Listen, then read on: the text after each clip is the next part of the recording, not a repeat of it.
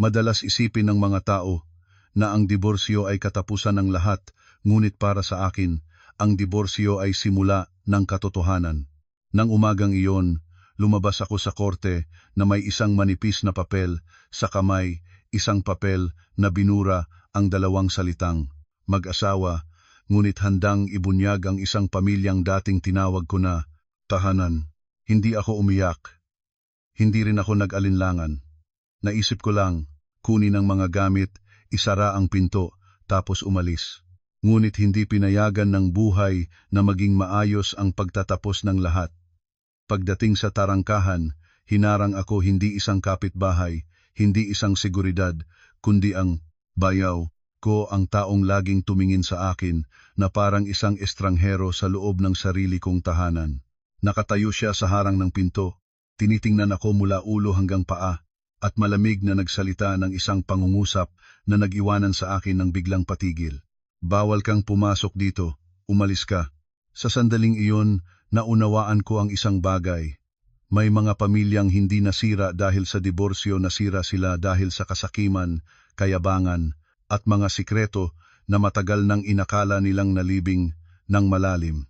At sa mismong sandali ring iyon, nalaman ko na kung tahimik lang akong aalis ngayon, mananatili akong itinaboy mula sa bahay na ako mismo ang tumulong itayo. Tumingin ako sa bayaw ko ng diretso at ngumiti. Isang ngiting hindi niya alam na ilang minuto na lang mababagsak na ang lahat ng kanyang pinagkakagalingan. Bahagi iso, ang papel na nagbago ng lahat. Matagal akong nakatayo sa labas ng hukuman matapos mawala ang lahat ng tao. Hindi pa bababa ang sikat ng araw sa semento, mainit ang lupa sa ilalim ng aking paa, at gayunpaman, hindi ako makagumagalaw. Sa aking kamay ay ang desisyon ng hukuman para sa diborsyo. Bago patuwid ang mga gilid, malinaw ang mga titik, malamig sa anyo.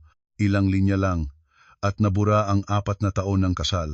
Nabura rin ang titulo ng manugang na dati ko namang dala, kahit na ni isang araw ay hindi ako tinalaga ng maayos. Hindi ako umiyak. Hindi dahil malakas ako, kundi dahil matagal na akong naubusan ng luha. Nang araw ng pagpirma ng dokumento ng diborsyo, naupo ang dati kong asawa, si Raymond de la Cruz. Sa harap ko, ang mukha ay panatag na parang pumipirma siya ng isang kontrata sa pagbebenta. Hindi niya ako tiningnan. Inuko pa lang niya ang kanyang panulat. Nang tanungin ng hukom kung mayroon siyang gustong idagdag, mabilis siyang umiling, para bang natatakot siyang maantala kahit isang segundo. Tapos na, iyon ang sinabi niya sa akin nang lumabas kami sa silid ng hukuman. Ang boses ay magaan na parang inihagis niya ako nang walang pagsisisi. Tapos na, 2 salita lang, ngunit parang tinutulak niya ako palabas ng kanyang buhay nang walang awa. Sumakay ako ng taxi pauwi. Sa daan, ang lungsod ay masigla pa rin, ang mga tao ay nagtitawanan, magkakaagkap ang mga sasakyan, bukas ang mga tindahan, tuloy ang buhay ng lahat. Ang mundo ay nagpapatuloy ng normal. Ang buhay ko lang ang nabali ng isang piraso. Naisip ko, kukuha lang ng mga gamit, mga dokumento ko, ilang gamit ng anak ko, tapos aalis. Hindi ko inakala na ang uwi na iyon ay magiging pinakamahirap na hakbang ng aking buong buhay. Tumigil ang taxi sa harap ng pamilyar na bahay. Ang bahay kung saan, noong unang araw ng kasal ko, masayang pumasok akong may katawan na puno ng pag-asa na mayroon na akong sariling pamilya. Bakal ang tarangkahan, may itim na pintura, at sa pader ay nakasabit pa rin ang mga palayok ng bulaklak na puting papel na aking itinatanim noong unang taon ko bilang manugang. Lahat ay hindi nagbago, ako lang ang wala ng lugar. Babayaran ko pa lang ang taxi nang bigla na lang na bumukas ang tarangkahan. Hindi ang dati kong asawa, hindi ang biyenan, kundi ang bayaw ko, si Nicole Reyes.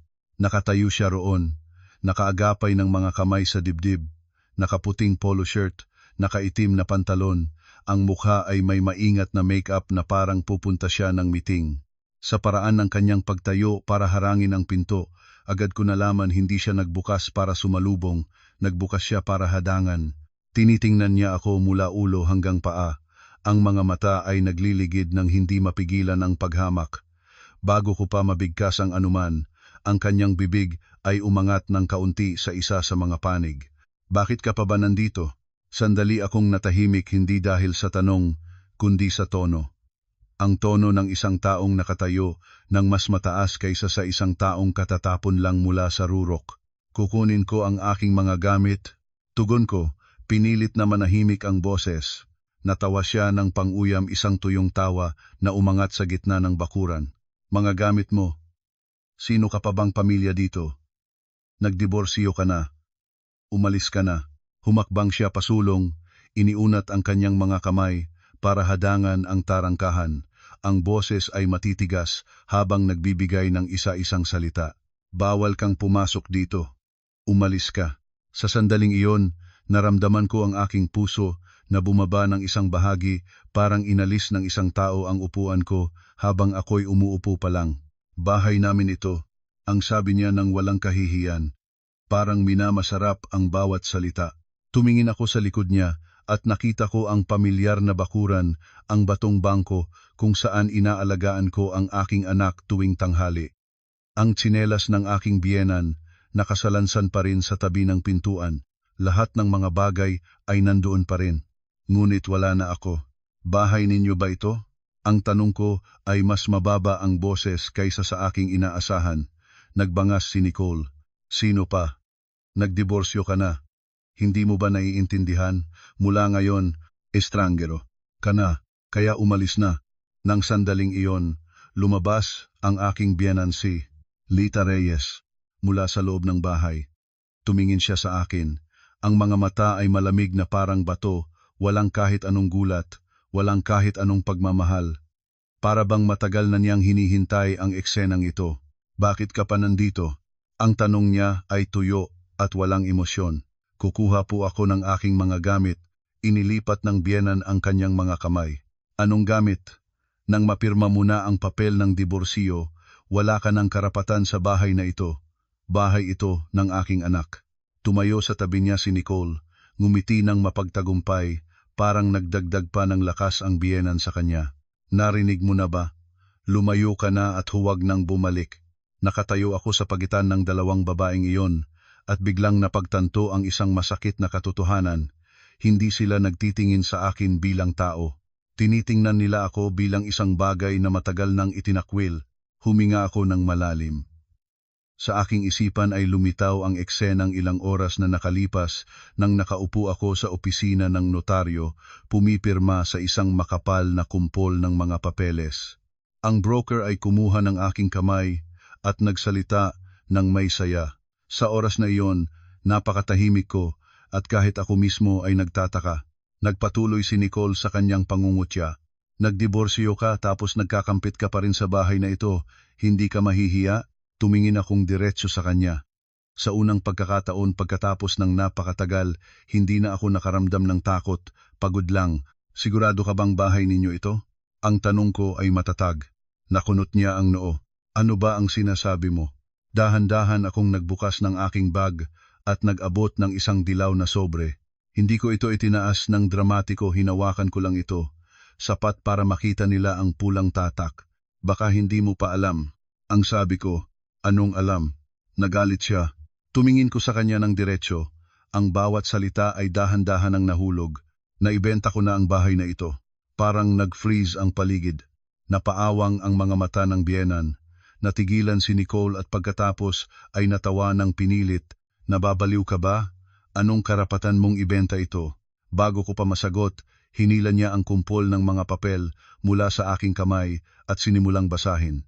Mabilis na gumagalaw ang kanyang mga mata, naghahanap ng isang pagkakamali, isang maling tatak, isang detalye na magiging dahilan para masabi niyang nandaraya ako.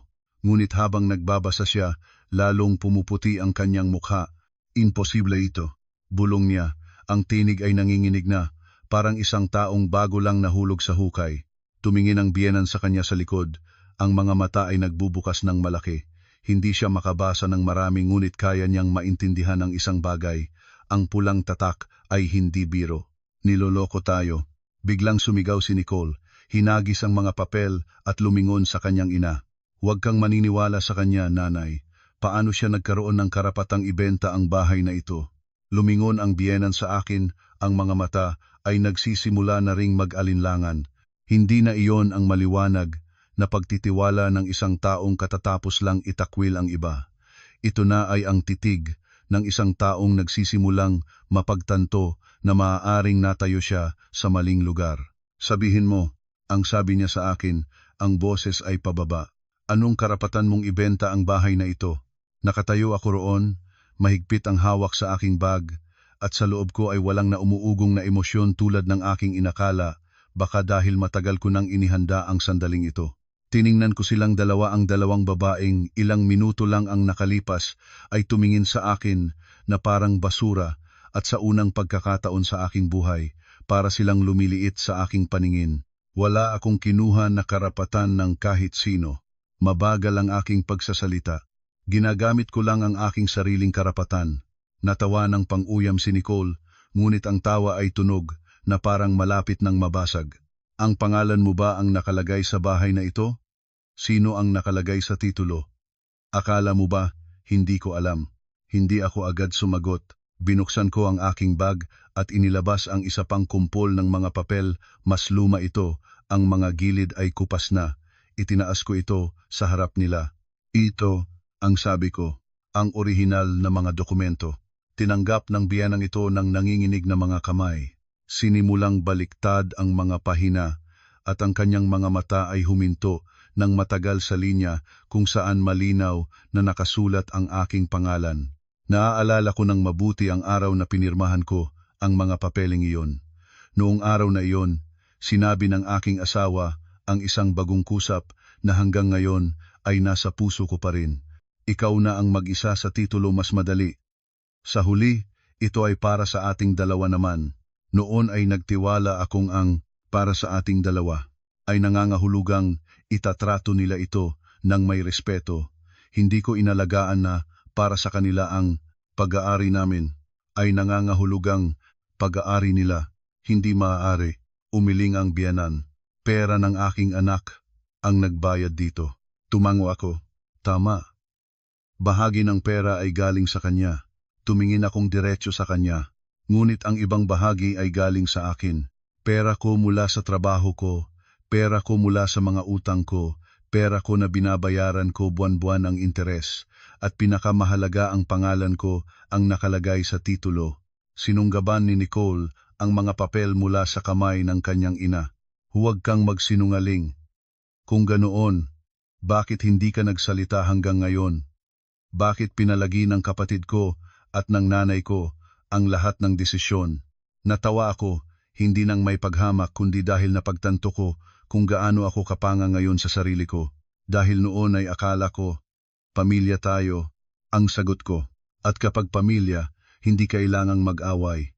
Iyon ay huminto sa biyanan at naging lalo pang mapula ang mukha ni Nicole. Malakas magsalita ang ungol niya, ngunit kahit nakalagay ang pangalan mo, kailangan mo pa rin ng pirma ng kapatid ko para maibenta. Umiling ako. Napaawang ang kanyang mga mata. Ano ang sinabi mo? Huminga ako ng malalim.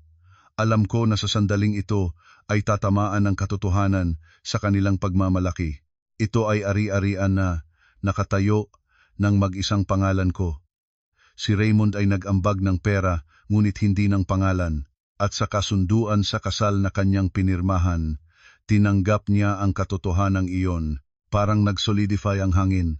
Umatras si Nicole ng isang hakbang. Humawak ang biyenan sa tarangkahan na parang natatakot siyang mabuwal. Hindi. Hindi yan maaari. Naulit-ulit nito ng biyenan. Hindi siya ganoon kagago. Hindi na ako nagdagdag pa. Hindi na ako kailangan. Sapat na ang katotohanan para sa sarili niya. Biglang sumigaw si Nicole na parang naubos ng hangin ang kanyang katawan. Kahit ibenta mo ang bahay, ito pa rin ang bahay na aming tinitirhan. Sino kang mag-utos sa amin na umalis? Tiningnan ko siya ng mahinahon. Hindi ako mag-uutos. Tapos itinuro ko ang labas ng tarangkahan. Ang mamimili ang gagawa niyon. Namatay siya sa pagkakatayo. Tiningnan ko ang aking relo. 3 araw. Napamilaylay ang mukha ng biyenan. 3 araw. Ulit ko. Para sa pag-aayos ng inyong mga gamit. Sumingit si Nicole pasulong. Ang boses ay halos umiiyak na sa galit. malupit ka. Gusto mo kaming mapalangin sa daan. Matagal ko siyang tinitingnan. Sa aking isipan ay biglang lumitaw ang mga gabing iniiyak ko nang yakap ang aking anak sa loob ng silid dahil tinawag akong palimos. Walang silbi, hindi karapat-dapat na tumira sa bahay na iyon. Tama ka, ang sabi ko, nang dahan-dahan. Noon, malambot pa ang aking puso. Tapos, tumingin akong diretso sa kanyang mga mata. Ngunit ngayon, inaangkin ko lang ang mga bagay na talagang sa akin. Biglang may malakas na bukas ng pintuan mula sa loob makilalang mga yapak. Lumabas si Raymond sa pintuan ng bahay. Nakatayo siya roon, tinitingnan ang eksena sa harap niya, tapos ang kumpol ng mga papel sa kamay ng kanyang kapatid na babae at unti-unting pumuputi ang kanyang mukha. Anong nangyayari dito? Ang tanong niya, ang tinig ay hindi na kasing tatag noon.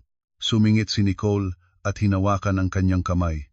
Kuya, ibinenta na ng misis mo ang bahay. Gusto kanya palabasin.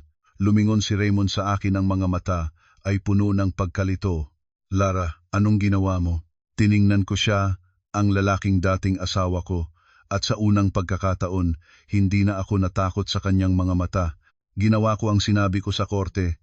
Tinapos ko na ito. Humakbang siya pasulong, pinababa ang boses. Huwag mong palakihin pa.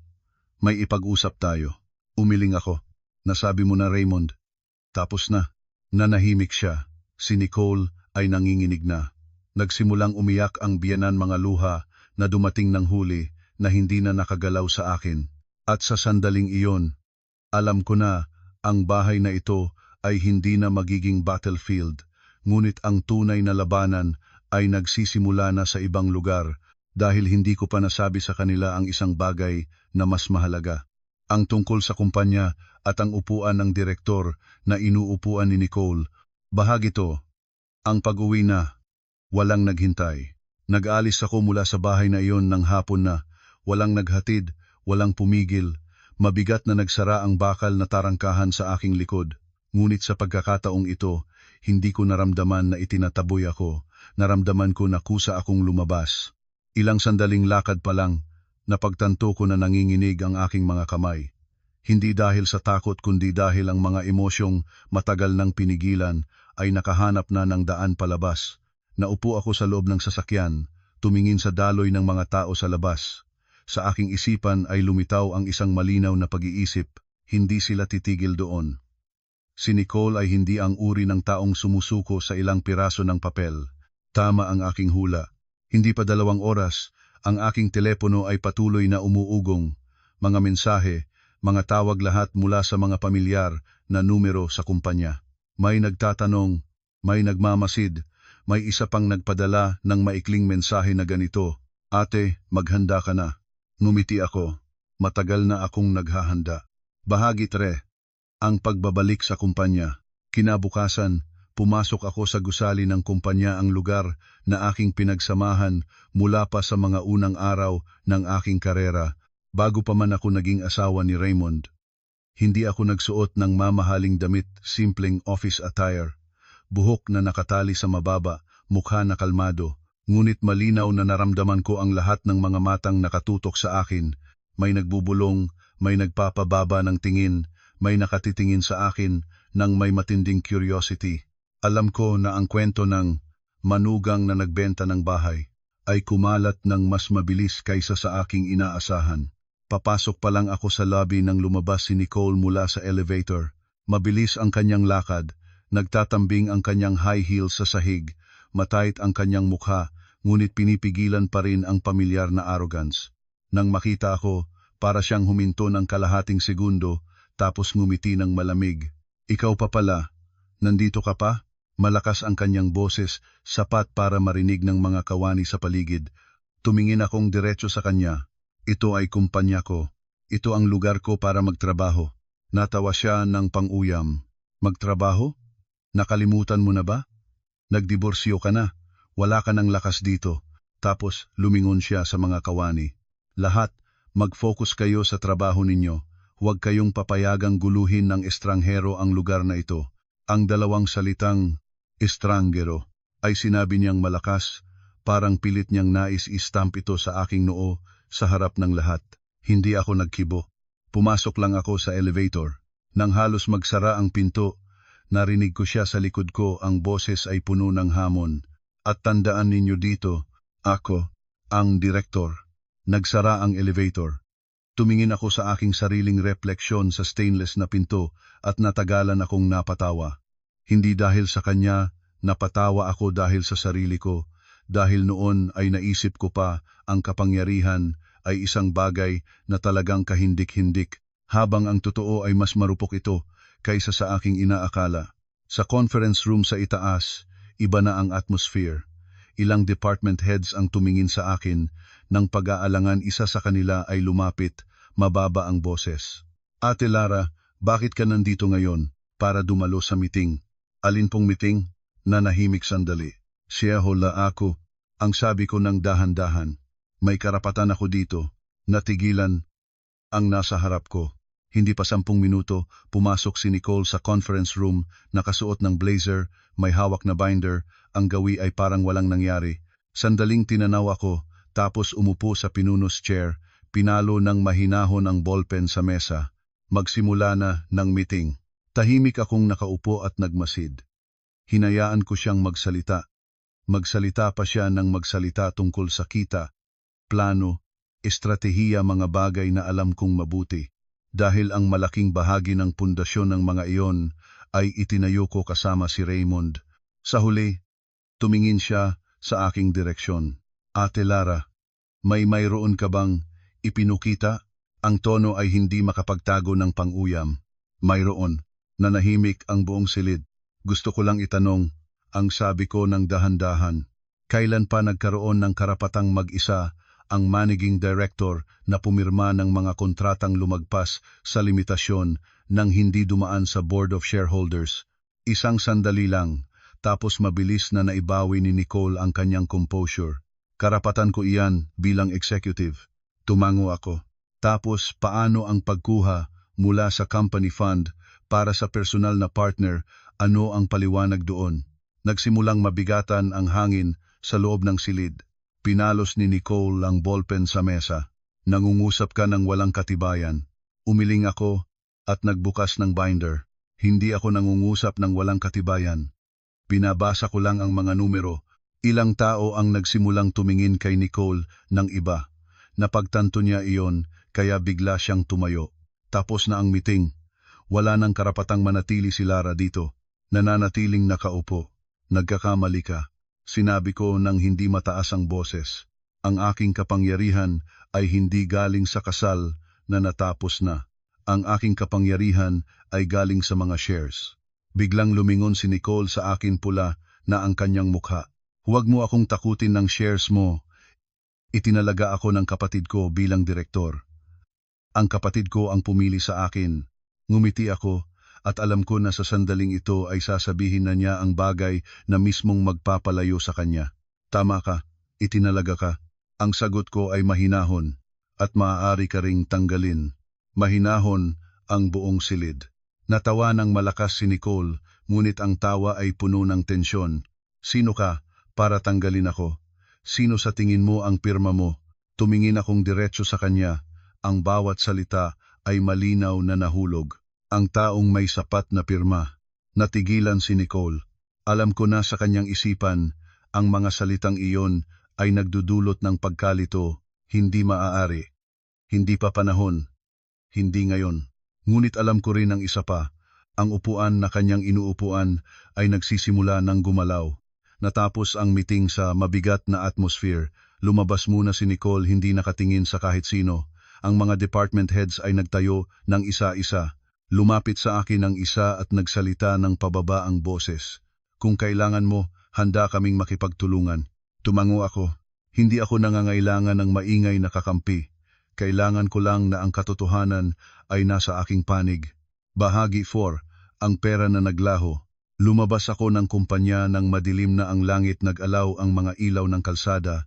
Ang dilaw na ningning ay sumasalamin sa basang aspalto pagkatapos ng ulan. Naglikha ng mahabang tuldok-tuldok na parang ang aking mood sa oras na iyon. Inakala ko na magiging mas magaan ang aking pakiramdam pagkatapos ng pagpirma, ngunit hindi. May mga tamang desisyon na nagpapagal pa rin sa tao. Nagsimulang umuugong ang aking telepono si Raymond. Matagal ko itong tinitingnan hanggang wala ng tunog. Pagkatapos ay muling umugong at sa ikatlong beses sa huli ay sinagot ko. Lara, ang kanyang boses ay paos. Nasaan ka? Nakauwi na. Kailangan kita makita. Ang boses niya ay parang isang taong nagnanais humawak sa isang bagay na malapit ng malaglag. Wala na tayong dapat pag-usapan, sabi ko. Tatawag na ako ng puutin. Hindi ito tungkol sa atin. Nagmadali siya. Tungkol ito sa nanay. Natigilan ang aking kamay. Nanay? Anong nangyari? Huminga si Raymond ng malalim. Na-ospital na siya. Ipinukit ko ang aking mga mata. Sa aking isipan ay biglang lumitaw ang larawan ng babaeng ilang oras na nakalipas ay nakatayo sa harap ng tarangkahan, nakakubkob ang mga bisig, pinaalis ako ng malamig ang mga mata. Hindi ako natuwa. Naramdaman ko lang ang isang pakiramdam ng pagkawala. Bakit? Ilang segundo ang katahimikan, tapos sinabi niya ng mahinahon, bumagsak ang kanyang presyon. Sabi ng Dr. Shock sa puso ng emosyon. Hindi na ako nagtanong pa. Ibinaba ko ang telepono. Nang gabing iyon, hindi ako nakatulog. Nahiga ako at tinitingnan ang kisame. Naririnig ko ang mga sasakyan sa labas habang unti-unting nababawasan ang dami. Sa aking isipan, paulit-ulit ang iisang tanong. Gaano nakalalayo ang lahat ng ito? Bahagi 5. Ang email na nagbukas ng lahat. Kinabukasan, nakatanggap ako ng email mula sa accounting department. Ang paksa ay maikli lang. Urgent report. Individuals linked to Nicole. Binuksan ko ito. Ang mga numero na lumitaw ay nag-utos sa akin na umupo ng tuwid hindi dahil napakalaki, kundi dahil napakadami. Mga maliit na withdrawal, pinagpira-piraso, nakakalat sa loob ng maraming buwan. Ang pera ay hindi direktang kumalat kundi dumaan sa ilang intermediate na account bago pumaroon sa isang kilalang lugar. Ang account na iyon ay nakalagay sa pangalan ng aking biyenan. Tahimik akong naupo. Dakila pala hindi si Nicole lang pala.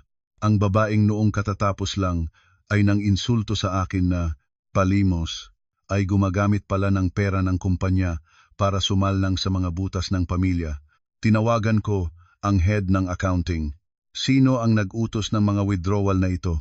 Nag-alinlangan ang kabilang dulo. Sa simula ay si Nicole, ngunit kalaunan ay may oral na utos mula kay Raymond. Natawa akong pait. Lahat ay nagsisimulang mag-connect. Ang mga beses na nagtatanong ako kung bakit kulang ang household budget, ang mga beses na sinabi sa akin na mahirap ang kumpanya ngayon, ang mga beses na sarili ko na ang nagdagdag mula sa aking sariling bulsa para magtakip, hindi kulang ang pera, lumipat lang ito sa ibang lugar. Nang tanghali, tumawag si Raymond. Lara, ang kanyang boses ay nanginginig. Alam mo ba ang tungkol sa pera? Nanahimik ako. Tinawagan na ako ng accounting. Patuloy niya. Sabi nila, maaaring kailangan nilang i-report ito sa mga autoridad. Ipinukit ko ang aking mga mata. Natatakot ka ba? Ang tanong ko. Napigilan siya. Hindi ko inakala na magiging ganito lahat. Hindi mo inakala o ayaw mong isipin. Huminga si Raymond ng mabigat. Lara, nasa ospital ang nanay ko. Si Nicole ay nagbagsak. Huwag mo nang itulak pa ang mga bagay. Natawa ako ngunit walang kaunting kasiyahan sa tawa ko. Raymond, hindi ako nagtutulak. Ako ay huminto. Ngunit kung ang sitwasyong ito ay lalantad, masisira ang aming pamilya, mabilis siyang nagsalita. Ang aking sagot ay napakabagal. Ang inyong pamilya ay hindi sira dahil pumirma ako ng papel. Sira siya dahil pinayagan ninyo ang pera ng kumpanya na gamitin na parang sarili ninyo. Matagal na katahimikan sa kabilang dulo. Bahagi 6. Ang pagbisita sa ospital. Nang hapon na iyon, pumunta ako sa ospital, hindi dahil sa obligasyon, kundi dahil gusto kong harapin ng tuluyan ang katotohanan. Ang aking biyenan ay nakahiga sa kama, ang mukha ay mas kupas kaysa noong isang araw. Naroroon si Nicole sa tabi, namumugto ang mga mata. Nang makita niya ako, biglang tumayo, ang boses ay halos sumisigaw. Andito ka pa? Hindi ka pa nasiyahan? Nanatili akong nakatayo. Lumingon ang aking biyenan sa akin, ang mga mata niya ay wala ng dating asim, pagod na lang sila at natatakot. Ikaw, Ang banayad na sabi niya. Gusto mo ba kaming dalhin sa pinakamababang antas? Humakbang ako palapit, mababa ang boses. Hindi ko kayo dinadala sa ibaba. Tumigil na lang akong mag-akbay sa inyo. Nag-iyak si Nicole. Kung wala ang pera, paano kaming magbabayad ng utang? Paano kami mabubuhay? Tumingin ko sa kanya. Ginamit mo ang pera ng kumpanya para magbayad ng sariling utang. Naisip mo ba ang kahihinatnan? Nanahimik siya. Si Raymond ay nakatayo sa sulok ng silid, nakayukod. Alam ko na naiintindihan na niya ngunit napakahuli na. Hindi ko itatago ito, ang sabi ko ng malinaw. Ngunit hindi ko rin ito palalakasin. Lumingon ang biyenan, ang mga luha ay umaagos. Kaya hindi ka na kinikilala bilang anak? Nanatili akong nakatayo roon ng matagal tapos ang aking sagot. Kinikilala ko kayo, ngunit naabot ko na ang limitasyon ng pagbabata. Lumakad akong palabas ng silid, matagal at puting koridor. Ang tunog ng aking mga tsinelas ay pare-pareho at matatag. Sa pagkakataong ito, alam ko nang sigurado na ang mga darating ay hindi na mag-aaway kundi mga kahihinatnan. At ang pinakanatatakot sa mga kahihinatnan na iyon ay hindi ako, bahagi po to, ang investigasyon. Isang umagang tahimik, pumasok sa opisina ko ang isang tawag mula sa hindi kilalang numero. Malinaw, matatag, walang paikot-ikot ang boses ng lalaki sa kabilang dulo. Kami po ay mula sa Economic and Financial Crimes Commission. Kailangan naming makausap kayo tungkol sa ilang isyong pinansyal ng inyong kumpanya. Hindi ako nagulat. Isang maikli lang na, "Opo," ang aking sagot. Ibinaba ko ang telepono at matagal na tahimik na naupo. Sa labas ng salamin na bintana, kumikislap ang araw sa parking area, napakaliwanag nito, nakakasilaw. Napagtanto ko na kapag ang katotohanan ay nalagay na sa mesa, mabilis ang pagdating ng liwanag. Nangyari ang meeting ng mismong araw. 2 opisyal ang pumasok sa conference room, hindi sobrang seryoso ang ekspresyon, ngunit ang pagiging kalmado nila ay mas nagpapabigat ng atmosphere kaysa sa anumang pagsisigaw. Nakatanggap kami ng ulat tungkol sa hindi tamang paggamit ng pondo ng kumpanya, ang sabi ng isa. Bilang malaking shareholder, kailangan naming i-verify. Tumango ako at itinulak ang naaayos na binder patungo sa kanila. Lahat po ay nandito. Bank statements, accounting documents, email directives, at mga transfer ng pondo. Dahan-dahan nilang binasa ang bawat pahina, walang nagsasalita. Ang tunog ng papel lamang ang maririnig at ang regular na tunog ng panulat na sumusulat. Pagkatapos ng 10 minuto, tumingala ang isa. Ang mga transaksyong ito ay direktang may kaugnayan sa personal na si Nicole at ilang miyembro ng kanyang pamilya. Opo, ang sagot ko, at may indirect na utos mula kay Raymond. Nagsikip ang hangin sa silid. Nang gabi ng parehong araw, narinig ko na si Raymond ay tinawag para sa pakikipagtulungan. Nang gabing iyon, tumawag siya sa akin. Wala na ang dating tigas ng kanyang boses. Mabuti ang kanilang mga tanong. Ang sabi niya, nakuha na nila lahat. Lara, totoo ka ba, Raymond? Ang tanong ko. Nanahimik siya ng ilang sandali, tapos nagsalita ng mahinahon. Hindi ko inakala na maabot ng mga bagay ang ganito. Ipinukit ko ang aking mga mata. Dahil inisip mo na, sarili mong pera ang pera ng kumpanya. Huminga siya ng mabigat. Nagkamali ako. Iyon ang unang beses ko siyang narinig na sabihin iyon. Ngunit wala na itong nagbigay ng kaginhawaan sa akin. Sa kabilang banda, si Nicole ay ganap na nakolaps, hindi na pumasok sa trabaho, patay ang telepono. Ang aking biyanan ay lumabas sa ospital ng mas maaga kaysa sa inaasahan, ngunit nang makauwi na siya, nanatiling nakasarang ang pintuan ng kanyang silid. Ang bahay na dati ay maingay na paalis sa akin, gamit ang masamang salita, ay ngayon ay naghahating sa isang nakakatakot na katahimikan. 3 araw ay dumaan ng mabilis. Nang araw na dumating ang mga mamimili para tanggapin ang bahay, nakatayo ako mula sa malayo habang pinaalis nila ang mga gamit. Walang kasiyahan sa akin, walang sakit, isang malinaw na pakiramdam lang na may isang kabanata na natapos na. Bahagi 8. Ang paghingi ng tawad. Nang gabing iyon, pumunta si Raymond sa harap ng aking pintuan. Matagal siyang nakatayo bago niya pinindot ang doorbell. Nang buksan ko ang pintuan, nakayukod siya hindi makatingin ng diretso. Hindi ako narito para humingi na bumalik ka, ang sabi niya agad. Gusto ko lang humingi ng tawad. Nanatili akong nakatayo. Hinayaan ko ang lahat na lumayo ng sobra. Nagpatuloy siya. Inakala ko na ang pagsasara ng mata ay sapat na. Inakala ko na matatanggap mo ang lahat ng ito. Patuloy ka lang. Tinitingnan ko ang lalaking dating asawa ko at sa unang pagkakataon talagang nakita ko siya bilang isang maliit na tao. Humingi ka ng tawad para sa alin? Ang tanong ko, para sa pagkawala ng bahay? Para sa pagkawala ng posisyon? O para sa pagkawala mo sa akin? Napigilang magsalita. Pagkatapos ng matagal, nagsalita siya. Para sa lahat. Bahagya akong umiling. Humingi ka ng tawad ng huli na. Hindi ko isinara ang pinto ng agad.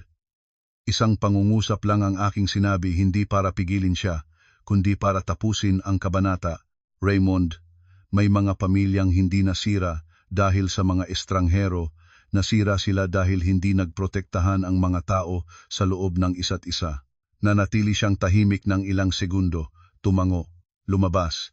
Nagsara ang pinto ng napakadahan-dahan mahinahon, hanggang sa alam ko na ang kabanatang ito ay natapos na. Bahagi 9, ang huling laban ni Nicole. Ilang araw pagkatapos, nakatanggap ako ng mensahe mula kay Nicole. Isang linya lang, kung sana nanahimik ka pa ng kaunti noon, marahil ay naiiba ang lahat. Matagal ko itong tinitingnan. Tapos sumagot ako, kung sana nag-stop ka ng mas maaga, hindi na sana lumayo ang lahat ng ganito. Ang mensahe ay nakita walang sagot. Ngunit bago pa man dumating ang araw ng opisyal na pagdinig, nagsimula si Nicole sa isa pang paraan. Isang umaga, nang bukas ko pa lang ang aking telepono, puno na ng mensahe ang social media hindi mula kay Nicole, kundi mula sa mga lumang kakilala. Ate, nakita mo na ba sa balita? Nagpapakalat sila ng bagay tungkol sa iyo. Ingat ka, ginagawa nilang ikaw ang kontrabida. Binuksan ko ang isang mahabang post. Hindi nabanggit ang pangalan ng kumpanya, ngunit sinuman sa industriya ay mababasa na ito ay tungkol sa kanilang lahat. Ang nilalaman ay nakasentro sa isang babae na pagkatapos ng diborsyo ay nag-abuso ng posisyon bilang shareholder, itinulak ang pamilya ng asawa sa kahirapan. At ang isang partikular na pangungusap ay nagpapangiti sa akin ng pait. Lahat ng financial decisions ay controlled ng babaeng ito. Pinatay ko ang screen, walang galit, walang pagkagulat, dahil alam ko na ito ang unang eksena ng pagbabalik ni Nicole. Nang hapon din, tinawag ako para sa isa pang pakikipagpulong. Sa pagkakataong ito, naroroon din si Nicole. Dumating siya ng maaga, simpleng damit, walang matingkad na makeup, matim ang mga mata. Kung hindi mo alam ang buong kwento, kahit sino ay mag-aakala na siya ang biktima. Nang pumasok ako, yumuko siya. Patawad. Ang boses ay nanginginig. Tahimik ang buong silid. Nag-isip ako ng marami. Nagpatuloy siya. Gusto ko lang ng kapayapaan ng pamilya. Hindi ko inakala na magiging ganito ang lahat. Isang opisyal ang nagtanong, papaano nyo ipapaliwanag ang mga withdrawal? Huminga si Nicole, luha ang bumuhos. Wala akong intensyong magnakaw, ginagawa ko lang ito para sa aming pamilya. Kasi may utang ang nanay ko. Kasi nasa pressure ang kapatid ko. Hindi ako sapat na matapang para tumanggi. Lumingon siya sa akin, ang mga mata ay nagmamakaawa. Ate Lara, makakatulong ka ba sa akin? Sabihin mo sa kanila na hindi ako masama. Narinig ko ito ng malinaw at naunawaan ko rin ng malinaw. Ito na ang kanyang huling trump card. Ang trump card ng ako ay mahina, ako ay kawawa. Dahan-dahan akong nagsalita. Tapos ka na ba? Natigilan si Nicole. Nagbukas ako ng bag at inilabas ang isang maliit na USB. Ito ay isang audio recording. Inilagay ko ito sa mesa. Pag-uusap mo at ng head accountant nang nag-utos kang burahin ang mga records ng transaksyon. Nanigas ang hangin. Nagsalita ng pautal si Nicole. Pinakinggan mo ako? Umiling ako. Nakalimutan mo ba? Ginawa mo ang tawag gamit ang company phone at nire-record ng sistema ang lahat. Tumingin akong diretso sa kanya. Ang mga taong tunay na mahina ay hindi naghahanap ng paraan para burahin ang mga ebidensya. Nagas ang luha sa mukha ni Nicole. Ang opisyal ay nagpatuloy. At ang pag-spread ng maling impormasyon sa social media, yumuko si Nicole, walang sagot. para dalhin ang public opinion sa inyong panig. Ang aking dagdag, iyon ang huling paraan. Tumayo si Nicole. Tumahimik ka. Alam mo bang pakiramdam na mapipigilan sa dingding? Ang aking sagot ay matatag at mababa. Alam ko nagtira ako roon ng maraming taon. Nanahimik siya. Natapos ang session ng walang drama. Habang lumalabas, tinawag niya ako. Akala mo ay nanalo ka, hindi ba? Lumingon ako sa kanya ng matagal. Hindi ako nanalo. Hindi na ako natatalunan. Tumawa siya ng mapait. Sigurado ka bang kalmado ang iyong buhay mula ngayon? Tumango ako. Alam ko na ang susunod na hakbang niya at handa ako. Bahagi 10. Ang opisyal na investigasyon at ang malinaw na katapusan. Nakatanggap ako ng opisyal na summons, isang tahimik na umaga, isang puting sobre sa aking mesa, maayos, tuwid ang mga gilid, malinaw ang mga titik. Dahan-dahan ko itong binasa, walang takot, isang pakiramdam lang na nakarating na tayo sa puntong hindi na maaaring bumalik. Nang araw ding iyon, nakatanggap din ng summons si Nicole. Iba ang kanyang reaksyon sa akin. Nagsigaw siya sa loob ng bahay, pinunit ang mga papel, ang bibig ay hindi huminto sa pag-insulto. Binubuli nila ako, walang nakakaunawa sa akin. Ngunit sa pagkakataong ito, walang naghintong aliwin siya. Ang biyenan ko ay tahimik. Si Raymond ay nag-iwas at hindi na bumabalik sa bahay. Naganap ang opisyal na pakikipagpulong sa headquarters. Malawak ang silid, mataas ang kisame, puting ilaw ang bumabagsak sa lahat ng sulok, walang lugar para sa maulap na emosyon, tanong lang at sagot. Naupo ako sa isang panig. Si Nicole sa harap ko. Sa pagkakataong ito, hindi niya ako tinitingnan nakayukod, magkasamang nakasiksik ang mga kamay, malalim na nakabao ng mga kuko sa balat. Isang opisyal ang naglagay ng makapal na kumpol ng files sa mesa. Natapos na namin ang cross-checking ng mga bank statements, emails, recordings, at testimonies. Ang preliminary na konklusyon, may katibayan ng intentional na paglabag sa financial regulations, misappropriation ng assets, at pagtatago ng ebidensya. Biglang tumayo si Nicole. Hindi ako nagnakaw, ngunit nag-withdraw ka ng pera, tinuloy ng opisyal, at ginamit mo ito para sa personal na layunin. Lumingon siya sa akin, ang boses ay halos nagmamakaawa na. Ate Lara, mangyaring sabihin mo ang kahit ano. Alam mo na hindi ako ganoon kasama. Matagal ko siyang tinitingnan. Hindi ka masama? Ang sabi ko, sanay ka lang na hindi ka parurusahan. Nanahimik ang silid. Tinawag si Raymond. Pumasok siya nang may pagod na tindig, malalim na mata, nahilig na balikat. Hindi na ito ang lalaking dating nakatayo sa harap ng tarangkahan, malamig na nagsalita ng, "Huwag mong guluhin ang bahay namin. May nakumpirma ka bang utos tungkol sa cash flows?" Ang tanong ng opisyal. Nanahimik si Raymond tapos tumango. Isang salita lang, ngunit sa pagkakataong ito, hindi nito maisasalba ang sinuman. Umiyak ng malakas si Nicole. "Pinagsamantalahan mo ako, kuya." Tumingin sa kanya si Raymond. "Thea, anong sinasabi mo?" Biglang lumingon si Nicole sa kanya. Ang boses ay mataas. "Ikaw ang nag-utos sa akin na mag-withdraw para sa nanay. Sinabi mo na pag-aari ng pamilya ang kumpanya." Ang silid ay naging ganap na tahimik. Tumingin ako kay Raymond. Sa unang pagkakataon, wala na siyang maililikwas. Hindi niya maisisi ako. Hindi na siya makakapagtago. "Sinabi mo ba iyon?" tanong ng opisyal. Napayukod si Raymond nang matagal at sa huli ay nagsalita. "Aw, isang salita lang ngunit sapat na para sa lahat." Nagdramatikong natawa si Nicole. "Kaya ba, hindi lang ako ang may kasalanan?" Tiningnan ko siya. "Kinukumpirma mo lang ang lahat ngayon." Natigilan siya. "Ikaw ang nag-withdraw. Ikaw ang pumirma ng order. Ikaw ang nagtatago ng ebidensya. Ang dahilan ng iyong ginagawa ay hindi binabago ang katotohanan ng ginawa mo." Nanginig si Nicole. "Akala mo ay malinis ka? Ibinenta mo ang bahay at pinaalis ang nanay ko." Ang aking sagot ay mabagal at matatag. "Ibinenta ko ang aking sariling bahay. Ang nanay mo nakatira siya roon dahil sinabi ninyong pag-aari ninyo ito." Mabilis na nagtatala ang isa sa mga opisyal. Lumingon si Nicole sa kanyang ina, ang aking biyenan na nakatayo sa sulok ng silid. "Nanay, sabihin mo na, hindi ako mag-isa. Itinangad ng aking biyena ng kanyang ulo, kupas ang kanyang mukha. Takot na takot ang mga mata. Sa unang pagkakataon, nakita ko siyang walang suportahan. Tumingin siya sa akin, tapos kay Nicole, tapos kay Raymond. Sapat na, ang mahinang sinabi niya. Nanay, sumigaw si Nicole. Tumigil ka na. Putol ng biyenan. Ganitong malalim na tayo. Sino pa ang isisisi natin? Natigilan si Nicole. Nahulog ang katahimikan sa silid. Hindi ako natuwa. Isang malinaw na katotohanan lang ang aking nakita. Kapag nawala na ang kapangyarihan, ang pagmamahalan sa pamilya ay nasisira rin. Natapos ang session, si Nicole ay inutusan na huwag umalis sa lugar ng tirhan at ipaalam ang lahat ng kilos. Nakatayo siya ng tulala. Nang lumabas na kami sa koridor, tinawag niya ako. Akala mo ay nanalo ka?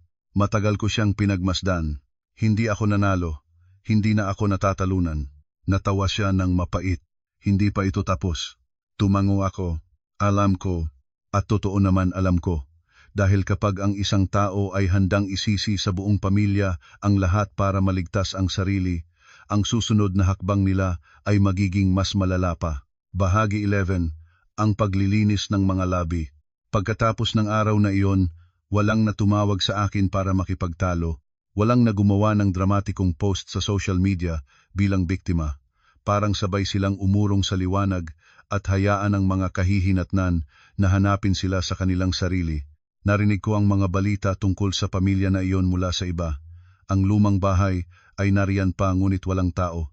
Ang aking biyenan ay lumipat sa isang kamag-anak.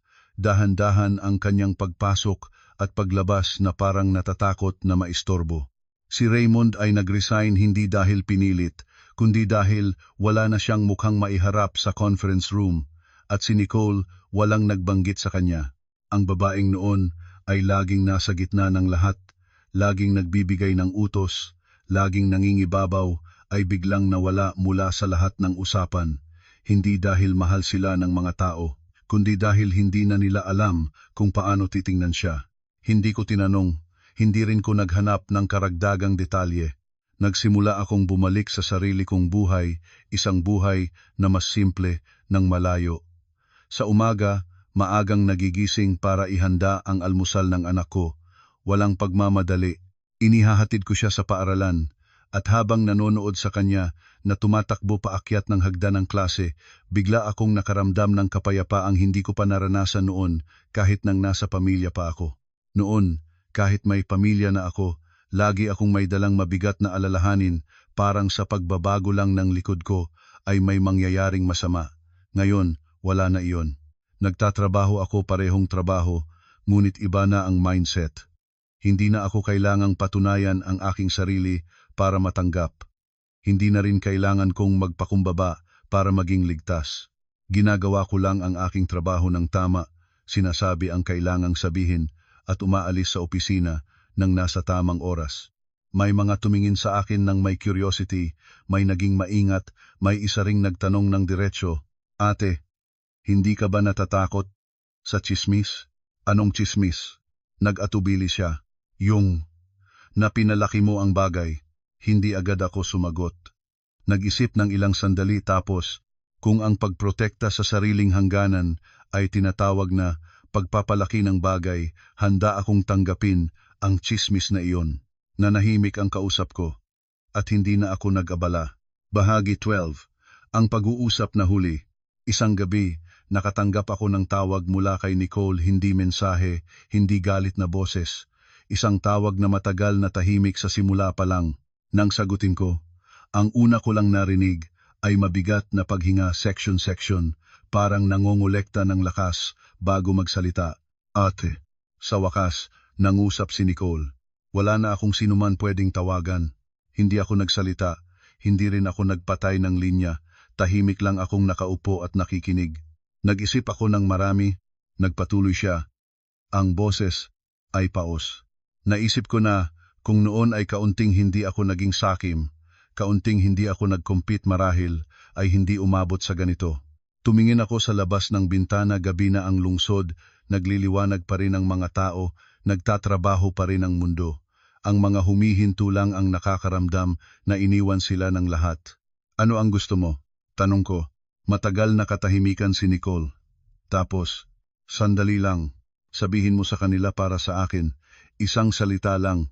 Ano ang sasabihin ko? Na, hindi ako masama. Nagkamali lang ako. Ipinukit ko ang aking mga mata. May mga salitang kung napagsabihan ng mas maaga, posibleng makapagligtas ng tao. Ngunit kapag dumating ng huli ang mga ito, ay parang galing na lang para mabawasan ang parusa. Nicole, ang sabi ko ng dahan-dahan, hindi ka masama. Ngunit nagkamali ka at ang pagkakamaling iyon ay hindi mabubura lang dahil sa pagsisisi. Sa kabilang dulo, nagsimulang umiyak siya. Galit ka ba sa akin? Umiling ako kahit hindi niya nakikita. Hindi kita kinakasamaan ng loob. Natahimik lang ako tungkol sa iyo. Nanahimik siya. Maaari mo ba akong patawarin? Ang boses niya ay tunay na walang pagiging artista, walang pagsigaw. Matagal ko itong pinag-isipan. Maari ko kang patawarin. Ang sabi ko, ngunit ang kapatawaran ay hindi nangangahulugang mabubura ang mga kahihinatnan at hindi rin nito ibabalik ang lahat sa dati. Umatungal siya. Tapos na lahat talaga ate? Tapos na matagal na? Ang sagot ko ng mahinahon. Ngayon mo lang tinatanggap. Natapos ang tawag sa katahimikan. Bahagi 30.